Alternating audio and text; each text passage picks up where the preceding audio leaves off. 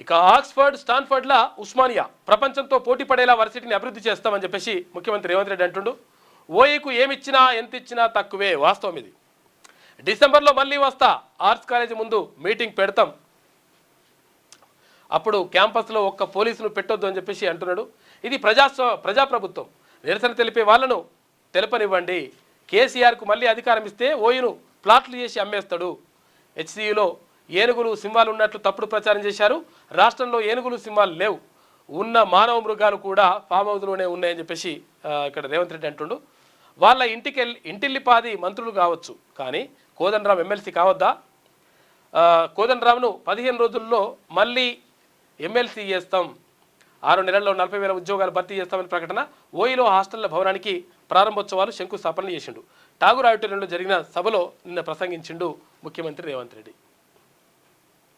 సోమవారం ఓయిలో ఠాగూర్ ఆడిటోరియంలో మాట్లాడుతున్న సీఎం రేవంత్ రెడ్డి అని చెప్పేసి ఇక్కడ చిత్రాన్ని చూసుకోవచ్చు.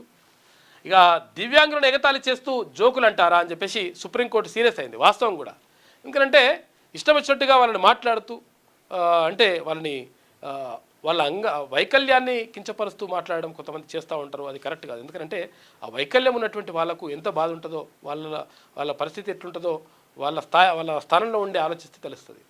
కాబట్టి సుప్రీంకోర్టు చెప్పింది, అరే ఇష్టం వచ్చినట్టు ఎంత జోకులు రా బాబు, ఈ జోకులు ఏంది, వాళ్ళ మీద జోకులు ఎట్లేస్తారు మీరు అని చెప్పేసి.